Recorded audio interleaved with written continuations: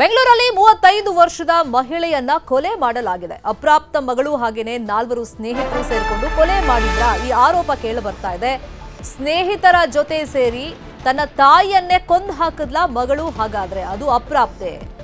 ಉಸಿರುಗಟ್ಟಿಸಿ ಕೊಲೆ ಮಾಡಿ ನೇಣು ಹಾಕಿದ್ದಾರೆ ಅಪ್ರಾಪ್ತರು ಅಂತ ಹೇಳಿ ಆರೋಪಗಳು ಕೇಳಿ ಬರ್ತಾ ಇದೆ. ಈ ಬಗ್ಗೆ ಕೊಲೆಯಾಗಿರುವಂತ ಮಹಿಳೆಯ ಮಗಳೇ ಈಗ ತಪ್ಪನ್ನ ಒಪ್ಪಿಕೊಂಡಿದ್ದಾಳೆ ಅನ್ನೋ ಮಾಹಿತಿನೂ ಇದೆ. ಬೆಂಗಳೂರಿನ ಸುಬ್ರಹ್ಮಣ್ಯಪುರದಲ್ಲಿ ನಡೆದಿರುವಂತಹ ಘಟನೆ ಸರ್ಕಲ್ ಮಾರಮ್ಮ ದೇವಸ್ಥಾನದ ಬಳಿ ಘಟನೆಯಾಗಿದೆ.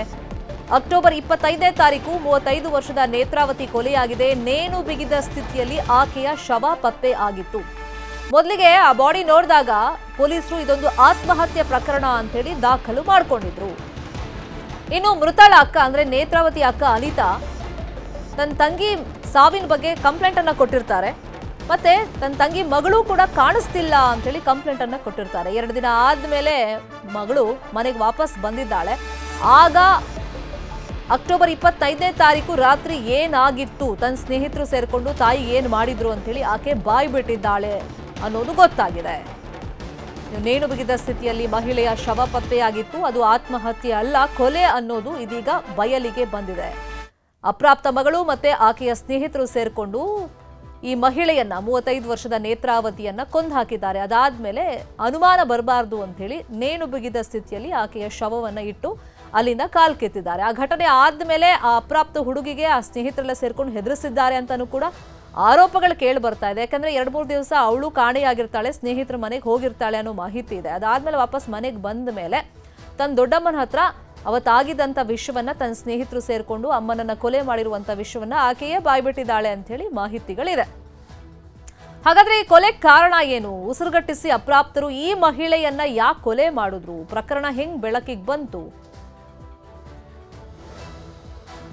ಅಕ್ಟೋಬರ್ 25ನೇ ತಾರೀಕು ರಾತ್ರಿ 10:00ವರೆಗೆ ಈ ಮಹಿಳೆ ನೇತ್ರಾವತಿಯ ಕೊಲೆ ಆಗಿರೋದು. ಅವತ್ ರಾತ್ರಿ ನೇತ್ರಾವತಿ ಮನೆಗೆ ಮಗಳ ಸ್ನೇಹಿತರು ಬಂದಿರ್ತಾರೆ. ಈ ಅಪ್ರಾಪ್ತ ಹುಡುಗಿ ಏನಿರ್ತಾಳೆ ನೇತ್ರಾವತಿ ಮಗಳು ಓರ್ವ ಯುವಕನನ್ನ ಇಷ್ಟಪಡ್ತಾ ಇರ್ತಾಳೆ. ಅವರೆಲ್ಲ ಮನೆಗೆ ಬಂದಾಗ ಯಾಕೆ ಬಂದಿದ್ದೀರಿ ಅಂತೇಳಿ ನೇತ್ರಾವತಿ ಪ್ರಶ್ನೆಯನ್ನ ಮಾಡಿದ್ದಾರೆ.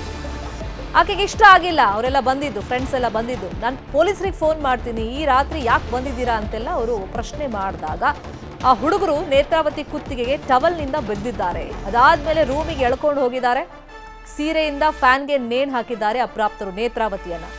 ಆ ಸಂದರ್ಭದಲ್ಲಿ ಮಗಳಿಗೆ ಚಾಕು ತೋರಿಸಿ ಹುಡುಗರು ಹೆದರಿಸಿದ್ದಾರೆ ಅಂತಾನೂ ಕೂಡ ಆರೋಪಗಳಿದೆ. ಇನ್ನು ಸ್ನೇಹಿತರೇ ಸೇರ್ಕೊಂಡು ತನ್ನ ಅಮ್ಮನನ್ನ ಕೊಂದು ಹಾಕಿದ್ರು ಅಂತ ಹೇಳಿ ಬಾಲಕಿ ಹೇಳಿಕೆಯನ್ನ ಕೊಟ್ಟಿದ್ದಾಳೆ. ತಾಯಿ ಸಾವಿನ ಬಳಿಕ 3 ದಿನ ಮನೆಗೆ ಆಕೆ ಬಂದಿರಲಿಲ್ಲ. ಪೊಲೀಸ್ ವಿಚಾರಣೆಯಲ್ಲಿ ಅಮ್ಮನ ಕೊಲೆ ವಿಷಯವನ್ನ ಆಕೆ ಬಯಲು ಮಾಡಿದಾಳೆ. ಫ್ಯಾಮಿಲಿ ಅದೇ ಬಾಡಿಗೆ ಇದ್ರಲ್ಲಿ ಬಾಡಿಗೆ ಏನೋ ಇದು ಮಾಡ್ಕೊಂಡ್ರಂತೆ ಗೊತ್ತಿಲ್ಲ. ನನಗೆ ಅದೇ ಸೋಮವಾರ ಫೋನ್ ಬಂತು. ಸೋಮವಾರ ಅದು ಯಾವಾಗಾಯ್ತು ವಿಚಾರ ಗೊತ್ತಿಲ್ಲ. ಪೊಲೀಸರೆಲ್ಲ ನಮ್ಮ ಬರೋಷ್ಟತ್ರ ನಿಂತಿದ್ರು ಇಲ್ಲಿ. ಅದೇ ನಮ್ಮ ಮನೇಲಿ ಫೋನ್ ಹಾಕಿ, ನಾನು ಡ್ಯೂಟಿ ಇದ್ದೆ, ಫೋನ್ ಹಾಕಿದ್ರು. ಒಂದು 12:30 ಇರ್ಬೋದು. ಹಂಗಾಗ್ಬಿಟ್ಟದು ಹಿಂಗಾಗಿದ್ದೀರಿ, ಮೇಗಡೆ ಮನೆಯವ್ರು ಸೂಸೈಡ್ ಮಾಡ್ಕೊಂಬಿಟ್ಟಾರೆ ಅಂತ ಯಾರು ಏನೋ ಹೇಳಿದ್ರು. ಆಮೇಲೆ ಪೊಲೀಸರು ಬಂದು ಯಾರಪ್ಪ ನೀವು ಓನರ್ ಸರ್ ಅಂತಂದೆ. ಸರ್ ಇದ್ಕೊಂಡು ಅದೇ ಡೋರ್ ಓಪನ್ ಮಾಡಿದ್ರು. ಸರ್ ಅವ್ರೇನು ಇದು ಮಾಡ್ಕೊಂಡು ಹೋದ್ರು ಸರ್. ಅದ್ರ ಬಗ್ಗೆ ಅಷ್ಟೇ.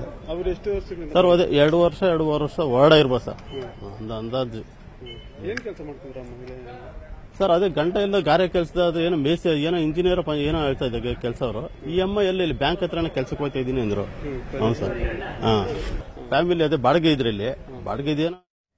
ಇದೇ ವಿಷಯವಾಗಿ ಇನ್ನಷ್ಟು ಡೀಟೇಲ್ ಆಗಿ ಇನ್ಫಾರ್ಮೇಶನ್ ಕೊಡ್ತಾ ಹೋಗೋದಕ್ಕೆ ನೇರ ಸಂಪರ್ಕದಲ್ಲಿ ಕನೆಕ್ಟ್ ಆಗಿದ್ದಾರೆ ನಮ್ಮ ರಿಪೋರ್ಟರ್ ಮುನಿರಾಜು. ಈಗ ನೇತ್ರಾವತಿ ಮಗಳು ಪೊಲೀಸರ ಮುಂದೆ ಏನೆಲ್ಲ ಸ್ಟೇಟ್ಮೆಂಟ್ ಅನ್ನ ಕೊಟ್ಟಿದ್ದಾಳೆ, ಮತ್ತೆ ಅವತ್ತು ಆ ಹುಡುಗರೆಲ್ಲ ಮನೆಗೆ ಬಂದಂತ ಸಂದರ್ಭದಲ್ಲಿ ಏನಾಗಿತ್ತಂತೆ? ಶ್ರೀಮಿತಾ, ಏನು ಅಕ್ಟೋಬರ್ 25ನೇ ತಾರೀಕು ರಾತ್ರಿ 10:30 ಸುಮಾರಿಗೆ ನೇತ್ರಾವತಿಯ ಮಗಳೇನಿದ್ರೆ ಆಕೆ ಸ್ನೇಹಿತರು ಕೂಡ ಅಲ್ಲಿಗೆ ಬಂದಿರ್ತಾರೆ. ಈ ಒಂದು ಗುಂಪಿನಲ್ಲಿದ್ದಂಥ ಓರ್ವ ಯುವಕನನ್ನ ಆ ಬಾಲಕಿ ಕೂಡ ಇಷ್ಟಪಟ್ಟಿರೋದು. ಈ ಸಂದರ್ಭದಲ್ಲಿ ಆಕೆ ತಾಯಿ ಅವರನ್ನ ಪ್ರಶ್ನೆ ಮಾಡ್ತಾರೆ. ಇಷ್ಟೊತ್ತಿನಲ್ಲಿ ಎಲ್ಲರೂ ಕೂಡ ಯಾಕೆ ಬಂದ್ರಿ, ಮತ್ತೆ ನಾನು ಇದ್ರ ಬಗ್ಗೆ ಪೊಲೀಸರ ಗಮನಕ್ಕೆ ತರ್ತೀನಿ ಮತ್ತೆ ಫೋನ್ ಮಾಡ್ತೀನಿ ಅಂತೇಳಿ ಒಂದು ಬೆದರಿಸುವಂಥ ಕೆಲಸವನ್ನು ಕೂಡ ಮಾಡಿದ್ರು. ಇದರಿಂದ ಬೆದರಿದಂಥ ಯುವಕರೇನಿದ್ರೆ ಅವರು ಒಂದು ಟವಲ್ ಅನ್ನ ತೆಗೆದು ಆಕೆ ಕುತ್ತಿಗೆಯನ್ನ ಬಿಗಿಯುವಂಥ ಕೆಲಸವನ್ನು ಮಾಡ್ತಾರೆ. ಕುತ್ತಿಗೆ ಬಿಗಿದಾಗ ಉಸಿರುಗಟ್ಟಿಸಿ ಆಕೆ ಸ್ಥಳದಲ್ಲೇ ಕೂಡ ಕುಸಿದು ಬೀಳ್ತಾರೆ. ನಂತರ ನಂತರ ಆಕೆ ಸತ್ತಿರ್ಬೋದು ಅಥವಾ ಮೂರ್ಛೆ ಹೋಗಿರ್ಬೋದು ಅಂತೇಳಿ ಆಕೆಯನ್ನು ನೇರವಾಗಿ ರೂಮ್ಗೆ ಎಳೆದೊಯ್ದು ಅಲ್ಲಿ ಒಂದು ಫ್ಯಾನ್ಗೆ ಒಂದು ನೇಣು ಬಿಗಿಯುವಂಥ ಕೆಲಸವನ್ನು ಕೂಡ ಮಾಡಿರೋದು. ಏನು ನೇತ್ರಾವತಿ ಅವರ ಸೀರೆಯನ್ನೇ ತೆಗೆದು ನೇಣನ್ನು ಬಿಗಿದು ನಂತರ ಆಕೆ ಸಾವನ್ನಪ್ತಾಳೆ. ಬಳಿಕ ಎಲ್ಲರೂ ಕೂಡ ಅಲ್ಲಿಂದ ಎಸ್ಕೇಪ್ ಆಗ್ತಾರೆ. ಖುದ್ದು ಆಕೆ ಮಗಳೇನಿದ್ರೆ ಮಗಳು ಕೂಡ ತನ್ನ ಸ್ನೇಹಿತೆಯ ಮನೆಗೆ ಹೋಗಿ ಸುಮಾರು 3-4 ದಿನಗಳ ಕಾಲ ಅಲ್ಲೇ ಉಳ್ಕೊಳ್ಳುವಂಥ ಕೆಲಸವನ್ನು ಕೂಡ ಮಾಡ್ತಾರೆ. ಆದರೆ 3 ದಿನಗಳ ಬಳಿಕ ತನ್ನ ತಾಯಿ ಸಾವನ್ನಪ್ಪಿರುವಂಥ ವಿಚಾರ ತಿಳಿದು ಆಕೆ ವಾಪಸ್ ತನ್ನ ದೊಡ್ಡಮ್ಮನ ಮನೆಗೆ ಬಂದು ಈ ಒಂದು ವಿಚಾರವನ್ನು ಬಿಚ್ಚಿಟ್ಟಿರುವಂಥದ್ದು. ಆದರೆ ಇದಕ್ಕೂ ಮುನ್ನ ಏನು ಮೃತಳ ತಾಯಿ ನೇತ್ರಾವತಿ ಏನಿದ್ರೆ ಆಕೆ ಅಕ್ಕ ಅನಿತಾ ಒಂದು ಪೊಲೀಸ್ ಠಾಣೆಗೆ ದೂರನ್ನು ಕೊಡ್ತಾರೆ. ತನ್ನ ತಂಗಿ ಸಾವಿನ ಬಳಿಕ ಆಕೆ ಮಗಳು ಕೂಡ ಕಾಣ್ತಾ ಇಲ್ಲ, ಇದ್ರ ಬಗ್ಗೆ ತನಿಖೆ ಮಾಡಬೇಕು ಅಂತೇಳಿ ಒಂದು ದೂರನ್ನು ಕೂಡ ಕೊಟ್ಟಿದ್ರು. ಮತ್ತೆ ಈ ಒಂದು ಸಾವಿನ ಮೇಲೆ ಅನುಮಾನ ಕೂಡ ಇದೆ ಅಂತೇಳಿ ಕೂಡ ಒಂದು ಪೊಲೀಸರಿಗೆ 2 ದೂರನ್ನು ಕೊಟ್ಟಿದ್ರು. ಇದ್ರ ಬಗ್ಗೆ ತನಿಖೆಯನ್ನು ಕೈಗೊಂಡ ಸಂದರ್ಭದಲ್ಲಿ ಆಕೆ ಮಗಳೇ ವಾಪಸ್ ಬಂದು ಈ ಒಂದು ವಿಚಾರವನ್ನು ಬಿಚ್ಚಿಟ್ಟಿರುವಂಥದ್ದು. ನಂತರ ಪೊಲೀಸರ ವಿಚಾರಣೆ ಸಂದರ್ಭದಲ್ಲೂ ಕೂಡ ಆಕೆ ತನ್ನ ಸ್ನೇಹಿತರೆ ಕೊಲೆ ಮಾಡಿರೋದ್ರ ಬಗ್ಗೆ ಒಂದು ಬಾಯನ್ನು ಬಿಡ್ತಾರೆ. ತನಿಖೆ ಮುಂದುವರೆದಂತೆ ಈಕೆ ಕೂಡ ಇದರಲ್ಲಿ ಇನ್ವಾಲ್ವ್ಮೆಂಟ್ ಆಗಿದ್ದಾಳೆ ಅಂತೇಳಿ ಗೊತ್ತಾಗಿ ಈಗ 5 ಅಪ್ರಾಪ್ತರನ್ನ ಪೊಲೀಸರು ವಶಕ್ಕೆ ಪಡೆದು ಒಂದು ವಿಚಾರಣೆ ಕೂಡ ಮಾಡ್ತಾ ಇದ್ದಾರೆ. ಮತ್ತೆ ಇದ್ರ ಬಗ್ಗೆ ಈಗ ಸುಬ್ರಹ್ಮಣ್ಯಪುರ ಪೊಲೀಸ್ ಠಾಣೆಯಲ್ಲಿ ಕೊಲೆ ಪ್ರಕರಣ ಕೂಡ ದಾಖಲಾಗಿದ್ದು ಈ ಸಂಬಂಧಪಟ್ಟಂತೆ ಎಲ್ಲರನ್ನೂ ಕೂಡ ವಿಚಾರಣೆ ಮಾಡಿ ಒಂದು ಹೇಳಿಕೆ ಪಡೆಯುವಂತ ಕೆಲಸವನ್ನ ಈಗ ಪೊಲೀಸರು ಮಾಡ್ತಾ ಇದ್ದಾರೆ. ಶರ್ಮಿತಾ, ಮುನಿರಾಜು, ಅವತ್ ಪರ್ಟಿಕ್ಯುಲರ್ ಆಗಿ ನೇತ್ರಾವತಿ ಮನೆಗೆ ಆ ಹುಡುಗರು ಬರೋದಕ್ಕೆ ಕಾರಣ ಏನಾಗಿತ್ತಂತೆ? ಉದ್ದೇಶ ಇಟ್ಕೊಂಡೇ ಬಂದಿದ್ರಂತ ಕೊಲೆ ಮಾಡೋದಕ್ಕೆ ಅಂತೇಳಿ. ಆಮೇಲೆ ಕೊಲೆ ಆದ್ಮೇಲೆ ಆಕೆಯ ಮಗಳನ್ನ ಇವರೇ ಹೆದರಿಸಿ ಕರ್ಕೊಂಡು ಹೋಗಿದ್ರಾ ಅಥವಾ ಆಕೆನೇ ಹೆದರ್ಕೊಂಡು ಹೋಗಿದ್ಲಾ? ಅದ್ರ ಬಗ್ಗೆ ಮಾಹಿತಿ.